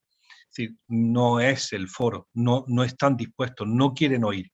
Como decía Chema, le interesan mucho más las noticias positivas sobre grandes éxitos de la medicina que la realidad de dónde nos hemos metido. Vale. Decía, Chema, te voy a decir una cosa. Dices que los sucesos ilustran las ambientales, y alguien decía que las necrológicas, la literatura, ¿no? Siempre que se ha muerto alguien es cuando se habla de literatura en los medios. Vale. Pues en el caso de medicina, cuando se habla es porque alguien ha dado un paso de gigante hacia la curación presunta de una enfermedad que realmente después se queda en nada. Bien, entonces, no hay foro. Nosotros no hemos encontrado el foro en España. Cuando ese foro lo hemos hecho en Bruselas, porque nos han gestionado el contacto a través de proyectos europeos en los que estamos participando, nos dicen esta pregunta, que es la que tiene que responder Marieta. ¿Y cómo traduce usted todo eso en policy? En una política de gestión, en reglas, en normas. Y entonces nos ponen a nosotros, que ya no hemos gastado el tiempo y el dinero en hacer la demostración de la causalidad o de la asociación, que encima tengamos que decidir cómo se va a gestionar ese conocimiento. Y le decimos, no sabemos. Y estamos ahora mismo, tú lo dirás, atrancados en ver cómo los últimos 10 años de proyecto europeo se traducen en policy. ¿Qué le vamos a decir a los reguladores para que esto se incorpore en la política de regulación europea? ¿Puedes seguir, Marieta? Como me decíais, si me permites, como decíais vosotros antes, ¿cómo trasladar el avance de vuestras publicaciones, vuestros artículos, vuestras investigaciones hacia las policy questions para los políticos, para que tomen decisiones en una línea que favorezca que todo lo que habéis investigado se traduzca en políticas que puedan no pasar 40 años, sino que puedan ser mucho más pronto, ¿no? Marieta, ¿cómo? No te oímos, no te oímos. Sigo el discurso de Nicolás y trato de incorporar la pelota que me manda. Y vuelvo a lo que yo decía en primer lugar. Somos unos yo me considero, y creo que Miquel y Nicolás coincidirán conmigo, unos auténticos supervivientes, o si no supervivientes, hemos desarrollado una capacidad de adaptación impresionante. Yo decía al principio, hemos ido incorporando diferentes compuestos químicos a demostrar la exposición humana según van cambiando las cosas, según vamos conociendo cosas. Hemos incorporado que hay que pasar del análisis de la población que tenemos a nuestro alcance a la demostración de la población representativa del país donde vivimos. Hemos pasado de hacer investigación en Granada o en Barcelona o en Cataluña a meternos en programas de biomonitorización europea, porque tenemos que imitar a lo que ya se hace en Estados Unidos con un NGEI o lo que se hace en Alemania, porque sigue existiendo necesidad de demostrar la exposición. Es más, ahora nos piden que tratemos de transformar esa información científica en conocimiento entendible por cualquier ciudadano, de manera que no sea un suceso y en el menor espacio posible, es decir, sin amenaza, sin miedo, sino en algo que se traduzca en un paso hacia adelante y no en una huida. Y encima tratando de decirle a los políticos cómo se regula. Realmente, si eso no es ser superviviente o adaptarse a las circunstancias, más cosas no podemos hacer. Miquel decía, yo ya no quiero hacer eso. Pero ahora mismo estamos en un proyecto europeo terminando Human Biomonitoring, que es un programa de biomonitorización, y damos un paso hacia adelante hacia el Risk Assessment. La única cosa que se nos ha ocurrido es decir, somos capaces de incorporar, además de información de la exposición a compuestos químicos, algún biomarcador de efecto que nos pueda adelantar de manera preventiva que algo no pase, que podamos parar una situación que si la dejamos terminaría en un efecto clínico. Pues no lo sabemos. Es añadir más datos, más ciencia, más ganas de solucionar de lo que realmente somos capaces de hacer. Siento no contestar a el reto que nos planteas. No sé si añadirías algo, Miquel, a lo que planteaba un poco qué tenemos que hacer. Un poco Nicolás planteaba policy questions a partir de las investigaciones que habéis hecho unos y otros. Yo planteaba también, ¿y la industria química qué debería hacer?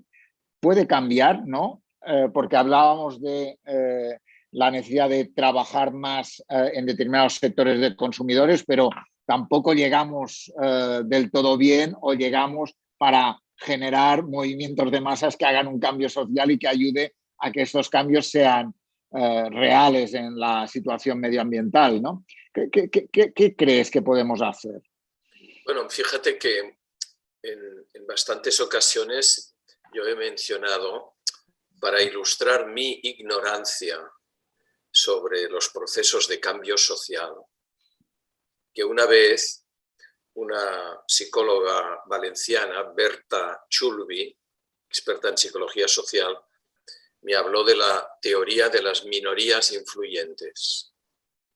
Y esto resonó en mí porque todos intuimos que las cosas no cambian cuando hay un 50,5% de la población a favor de regularlo, como la industria de la restauración calienta alimentos y los pone en recipientes plásticos antes de entregarlos a los comedores escolares, a las residencias de ancianos, hospitales y cafeterías laborales.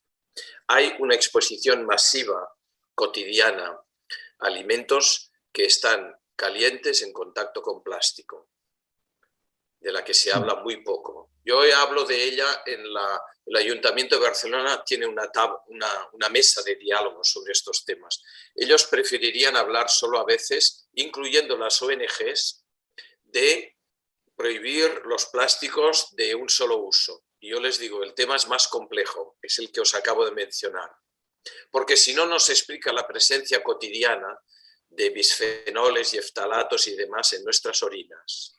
Bien, ya hacemos mucho sobre este tema, ¿no? Ya estamos haciendo mucho. Como personas individuales, yo sinceramente creo que es en la lucha política donde hay que intervenir, es en la promoción de leyes, es en la conciencia social, es en ir apoyando a la industria no tóxica, a la industria que ve nichos de mercado en productos más saludables. Y también en una última cosa que quisiera decir. Hay muchas cosas que los buenos periodistas como Chema, los buenos medios de comunicación, los buenos comunicadores y epidemiólogos y profesores, y industriales, y comerciales, y abogados, muchas cosas buenas que ocurren que deberíamos valorar más. Damos una imagen de que todo es terrible, de que todo va mal, que no solo es muy del agrado de la extrema derecha o de los inmovilistas que están en todo el espectro electoral en distintas medidas. No todo va mal, hay muchas cosas que van mejor. No nos telefonean, Joan Carles, no nos telefonean Chema, Nicolás, Marieta, no nos llaman para decir, mire, hoy mi empresa ha decidido no seguir adelante con un producto tóxico gracias a usted. Nunca he recibido esta llamada, pero sé que somos influyentes. Cuando veo hoy a Joaquín Nieto defendiendo las cosas, cuando veo a tanta gente querida y amiga o desconocida defender cosas, hay que valorar mejor las cosas que van mejor, porque muchas instituciones, no hace falta a veces inventar. De vez en cuando viene un paracaidista y nos dice, el gobierno español necesita un Science Advisor. A lo mejor esto funciona en Westminster o en Berlín, pero aquí seguro que es necesario. ¿Por qué vienes tú a proponerte a ti mismo como salvador de la patria cuando ya hay instituciones que funcionan razonablemente bien y que hay que seguir apoyando para que funcionen mejor? ¿Sabes? Las muchas cosas que desde el periodismo, la educación, el ecologismo, la salud pública, etcétera, etcétera, las muchas cosas que influyen positivamente, hay que valorarlas mejor. Es un tema de cultura democrática y de cultura a secas. En España está demasiado bien vista la queja constante. No está bien visto hablar de que algo va bien. Y esto no es verdad, no es verdad.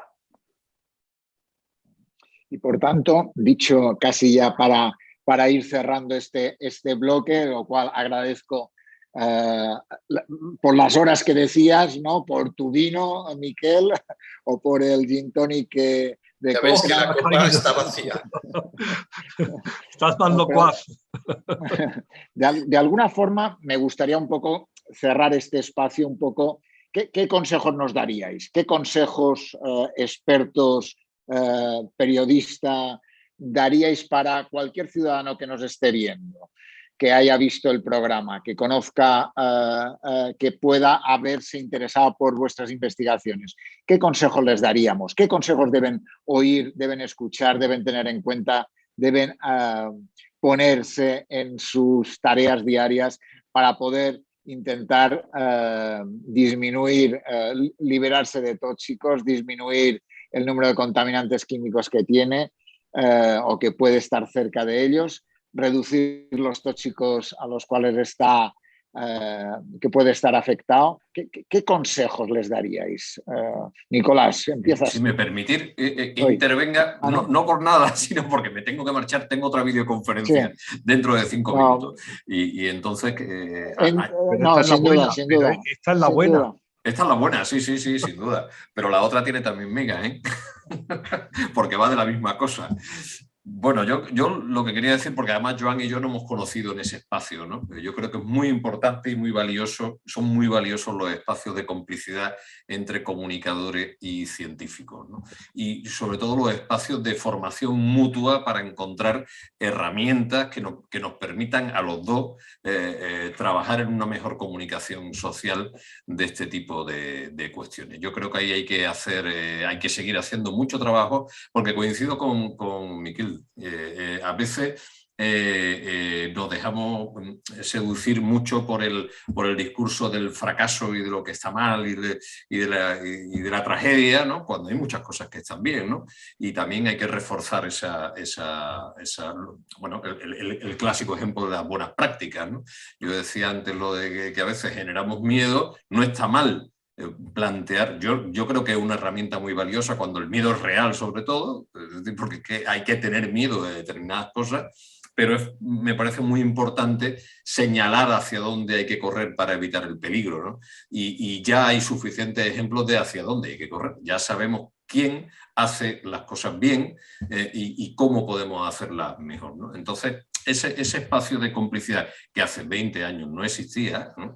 Y que ahora existe y que se alimenta continuamente tanto de comunicadores como de científicos, yo creo que ese espacio hay que seguir alimentándolo porque nos va a dar mucha alegría en ese sentido, ¿no? En el de ir atendiendo esa demanda insatisfecha que hay en los medios generalistas.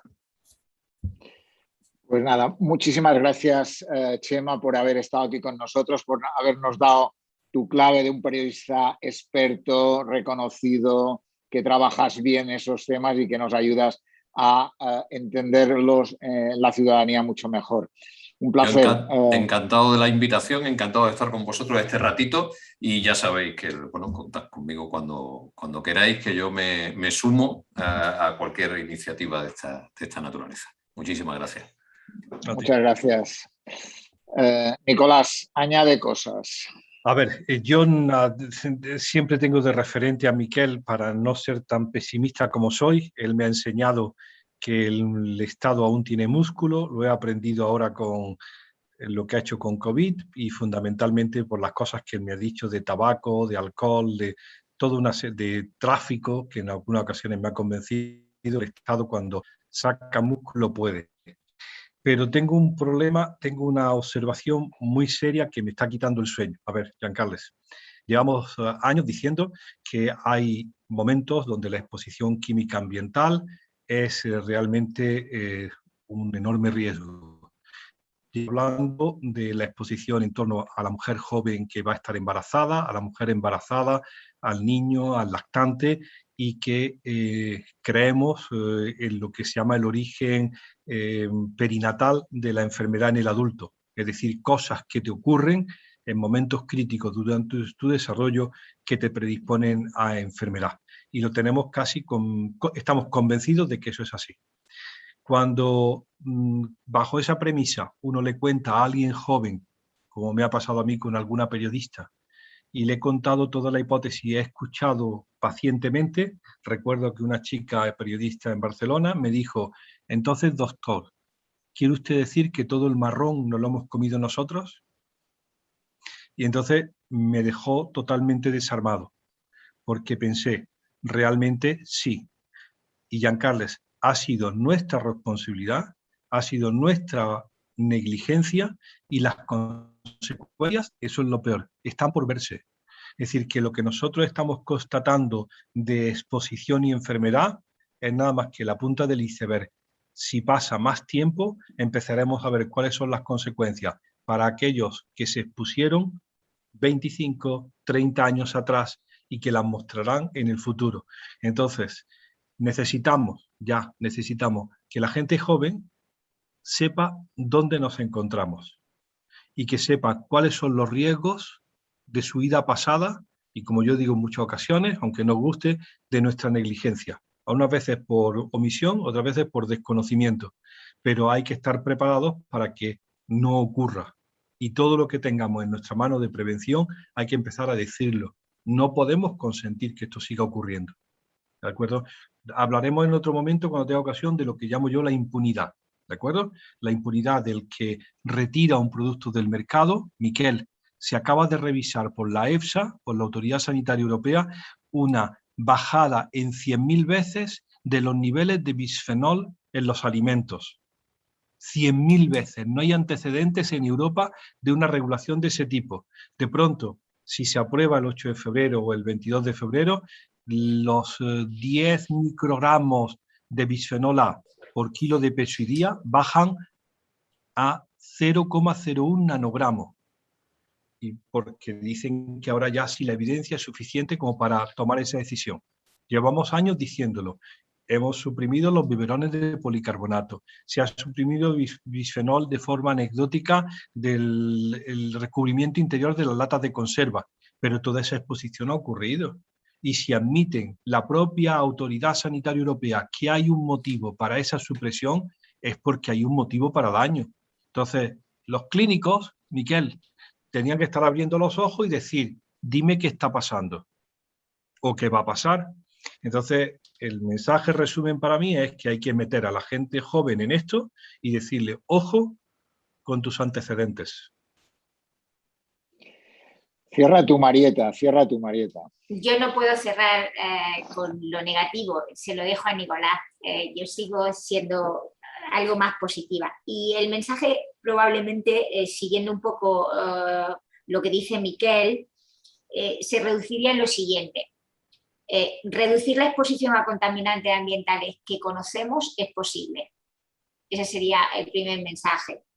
Y es posible mediante recomendaciones o mediante pautas que no son excesivamente complicadas y que muchos de nosotros hemos incorporado, a pesar de que eliminarla no está en el sistema ahora mismo, no podemos llevarlo a cabo. Pero si empezamos a reducir la exposición, probablemente veamos las consecuencias no en nosotros, aunque sí, pero también habrá consecuencias en el planeta en el que vivimos, aunque sean pequeñas acciones. Y, como dice Nicolás, hay que empezar a actuar de manera preventiva en poblaciones específicas, donde ya sabemos por el conocimiento que la exposición puede ser mucho más preocupante. Gente joven, pero fundamentalmente mujer joven en edad fértil, en madres y en niños.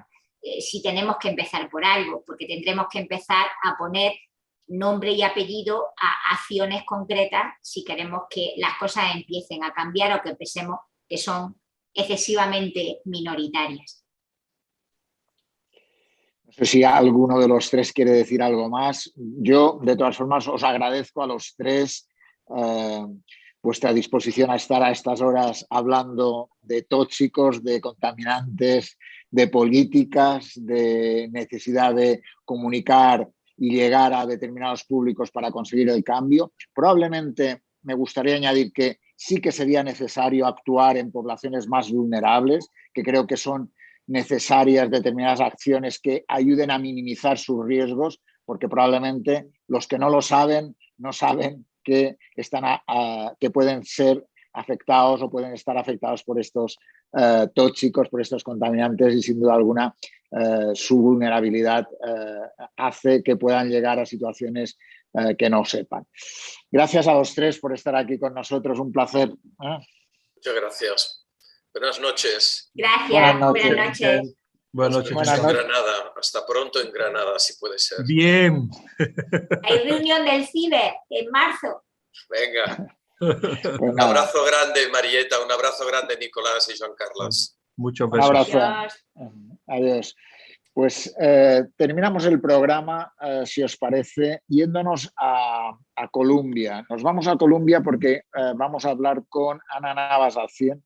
Ana está en Colombia y queremos hablar un poco con ella porque ella, uno de los temas que trabaja es el tema de las enfermedades cardiovasculares y todo el tema de la contaminación medioambiental. Últimamente ha venido mucho a España hablando de esos temas. Todo lo que genera el medio ambiente y cómo afecta a las enfermedades cardiovasculares.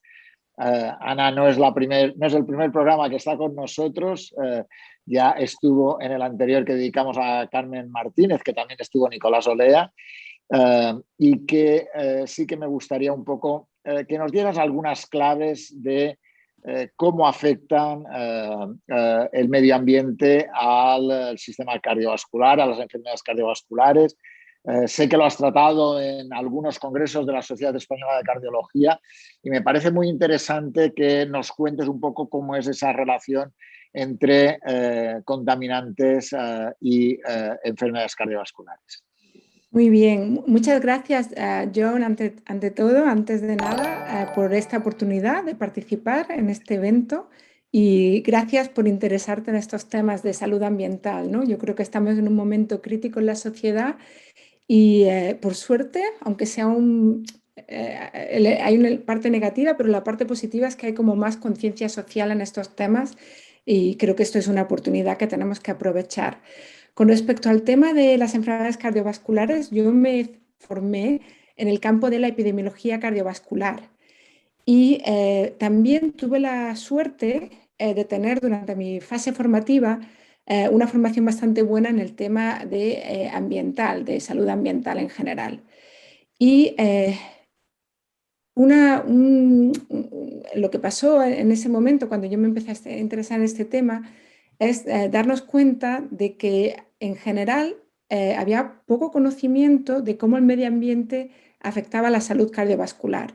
En general, casi la mayoría de las personas piensan los factores de riesgo para las enfermedades cardiovasculares, como el infarto o la enfermedad cerebrovascular, es pues los estilos de vida. El tabaquismo, el sedentarismo, la dieta poco saludable y bueno, pues lo que va relacionado con todo esto, pues la diabetes, la hipertensión, los lípidos, el colesterol. Creo que eso es un poco conocimiento general. E incluso en el mundo clínico, pues eso es lo que se centra el mundo de la cardiología en general y la prevención primaria, en la medicina de familia, etcétera. Pues esos son los ejes principales. Sin embargo, digamos que a partir de durante el siglo XX, las últimas décadas del siglo XX y sobre todo ya en este principio del siglo XXI, los datos científicos, epidemiológicos, toxicológicos, experimentales de muchos tipos han demostrado de que las enfermedades cardiovasculares tienen también un componente ambiental muy importante. Todo empezó sobre todo con la contaminación del aire. El darnos cuenta que los días que hay más contaminación del aire, hay más ingresos por infartos de miocardio en los hospitales. Esto fue un hallazgo que se vio inicialmente en días de contaminación muy elevada, episodios donde pues, días de estos que vemos que está todo contaminado, se nota, es visible, la contaminación visible, digamos. Bueno, creo que la gente que es de Granada sabe de lo que hablamos porque hay días como esos con mucha frecuencia, desafortunadamente, en Granada, ¿no? Y esos días se veía que había más ingresos, pero incluso a niveles más bajos, que no son tan perceptibles, que no nos damos cuenta, también hay una correlación realmente en paralelo ese día o al día siguiente, a los 2 o 3 días de ese aumento de la contaminación, hay más ingresos hospitalarios.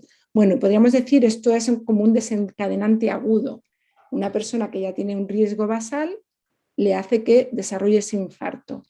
Pero también se ha visto que hay un efecto crónico y esa contaminación crónica que uno va teniendo día a día, año a año, también está favoreciendo que uno tiene mayor riesgo, desarrolla lo que es el proceso de arteriosclerosis. Así que por ahí empezó todo un poco el mundo de la cardiología ambiental, que podríamos llamar, ¿no? O la salud cardiovascular relacionada con el medio ambiente. Pero luego ya a partir de ahí se han visto muchos más tóxicos, pues contaminantes en agua, otros contaminantes en alimentos o en todos los muchísimos otros contaminantes, más allá de lo que es lo del aire, que fue como, digamos, empezó todo. Empezó todo y de alguna forma lo que decías es más contaminación, más ingresos por infarto. Sí, el efecto clínico, económico, si uno piensa el personal para las familias, a nivel económico, bueno, las consecuencias son muchísimas, de carga de asistencia clínica para los hospitales, etcétera. Sí. Y a partir de ahí, ¿cuál ha sido tu línea de investigación? ¿Tú has seguido investigando en este campo? Sí, yo por un lado trabajo en temas de contaminación de aire, pero yo me dedico sobre todo a lo que es la parte de exposición a metales, expuesto a contaminantes tóxicos que son metales.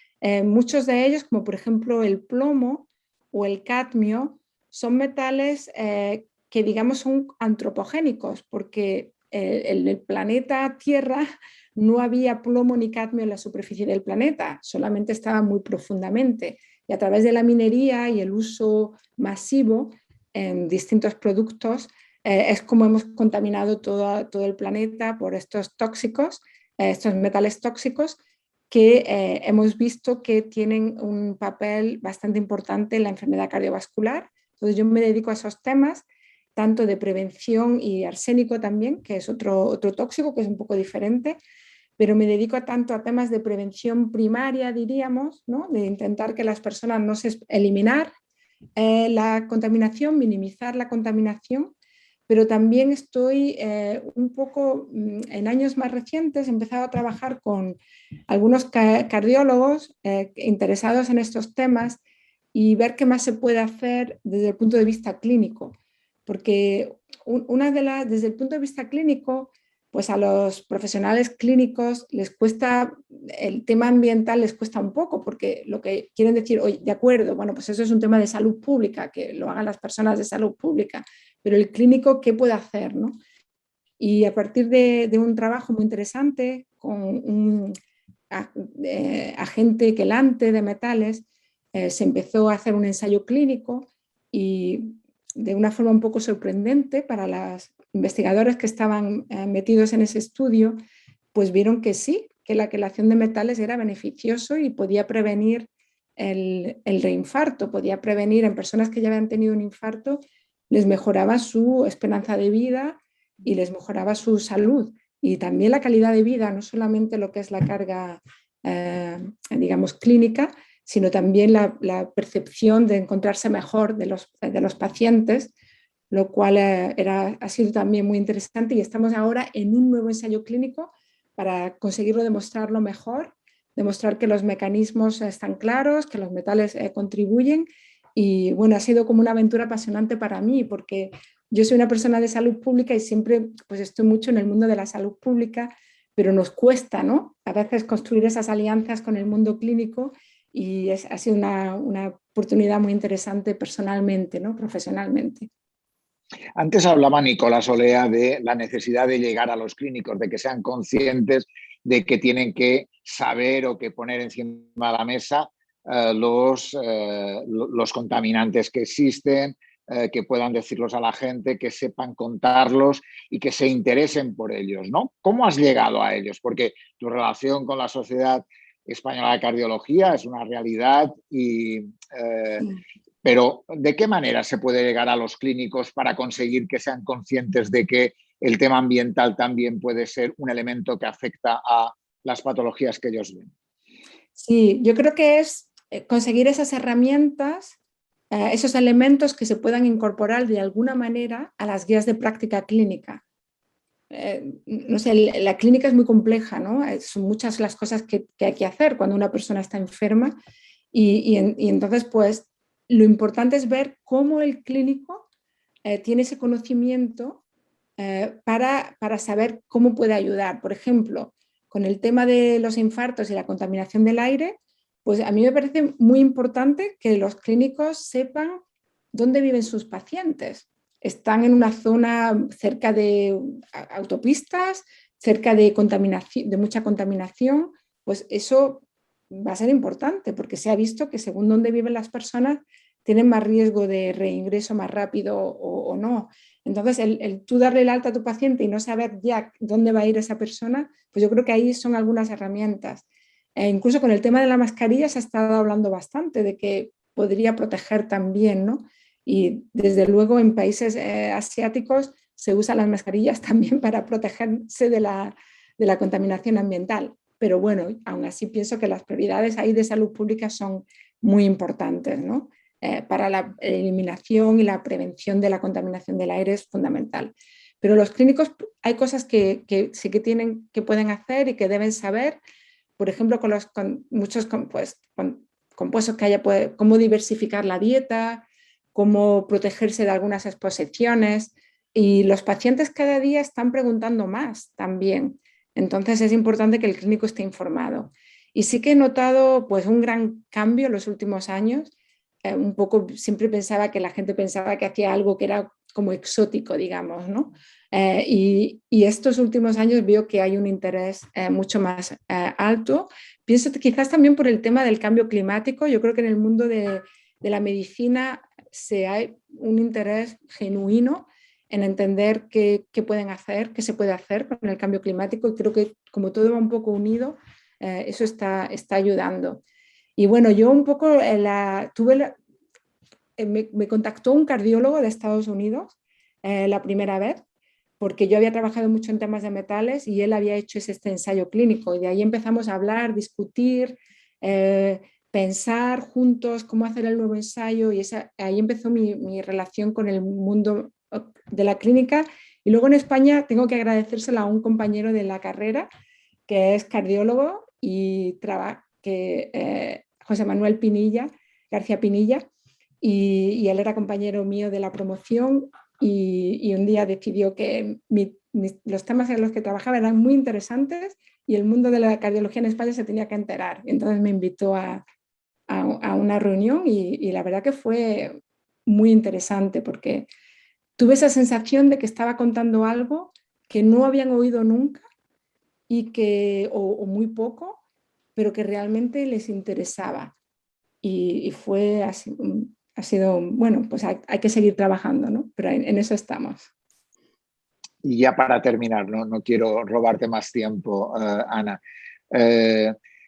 También ha salido un tema del debate, y es cómo poder influir en las políticas, ¿no? De alguna forma hemos hablado con los medios de comunicación, hemos tenido un periodista que trabaja en el ámbito de la salud medioambiental desde hace muchos años y nos ha dado algunos aspectos que pueden ayudar en ello, y de hecho ha hablado de la continuidad y de cierto rigor y prestigio en ese sentido, pero vemos que de alguna forma el estar cerca de los políticos a veces ayuda a que se tomen políticas más pronto que tarde y por tanto minimizar los efectos de esos contaminantes, ¿no? ¿Cuál es tu valoración en ese sentido, tu experiencia o tu visión de una persona que trabaja desde con tribus indias, ¿no? Hindúes, ¿no? a otros sectores, en este caso con los cardiólogos? ¿Qué consejo nos daría desde Estados Unidos, desde un andaluz en Estados Unidos?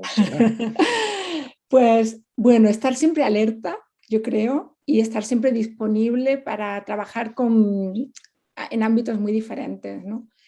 Y con el tema del mundo de la política, creo que la evidencia científica tiene que ser muy sólida y muy bien hecha. Calidad en la evidencia y en la ciencia es fundamental, pilar número 1. Y luego el segundo paso es el esfuerzo en comunicarla, en hacerla llegar, en hacerla entendible, en comunicarla bien. Y creo que ahí, desde luego, podemos aprender mucho de los medios de comunicación y los expertos en comunicación, el periodismo, ¿no? El mundo del periodismo. Creo que aporta muchas herramientas útiles para asegurarnos que nuestros mensajes llegan a la población general. Pero luego también, pues, aprovechar oportunidades. Por ejemplo, en Estados Unidos, pues hay comités para evaluar el riesgo que prepara el gobierno de Estados Unidos, y pues participar en ese tipo de actividades, ¿no? Que a veces son mucha carga, porque carga adicional que no está compensada de ninguna manera, pero que es fundamental, ¿no? Como científicos, al final no podemos estar pensando solamente los papers o los grants que tenemos, sino si no hay una consecuencia real, pues esto realmente no merece la pena. Entonces yo sí que estoy metida en bastantes esfuerzos de ese tipo y a veces es un poco frustrante porque se pierde mucho el tiempo y ves que no llega el mensaje o no se llega a la acción, pero también he aprendido que hay que ser paciente y no desesperarse, porque no siempre el mundo de la política está están preparados para lo que hay que hacer. Pero nosotros tenemos que pensar que la ciencia que hacemos hoy va a ser útil para las políticas que se vayan a hacer a lo mejor en 5 o 10 años. Entonces, nosotros tenemos que ir por delante.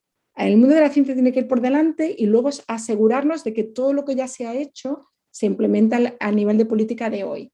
Entonces, bueno, pues ese mensaje, estar preparado, estar disponible, involucrarse en temas de comunicación y de diseminación y de trasladar la evidencia en políticas que puedan ser ejecutables de alguna manera, ¿no? Y nada más.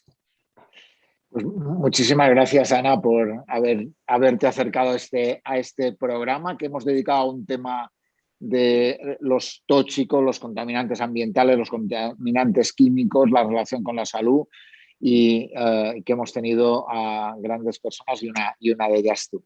Muchísimas gracias por haberte acercado a Salud a Todo Twitch. Muchísimas gracias y saludos también a Nicolás, Miquel, Porta y Marieta, porque bueno, a todos de alguna manera u otra estamos en contacto y es un placer estar aquí con todos vosotros. Bueno, hasta luego. Chao. Adiós, Ana.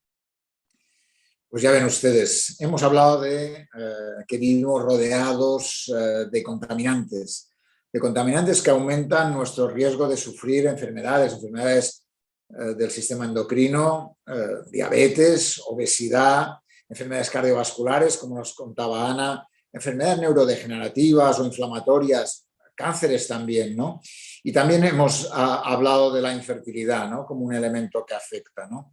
Está claro que las sustancias tóxicas se detectan en nuestro cuerpo a distintas concentraciones. ¿Y dónde los vemos? En los alimentos, por los plaguicidas de la agricultura intensiva o en nuestros hogares, en diferentes objetos, ¿no? Que a veces tienen sustancias que pueden afectarnos, ¿no?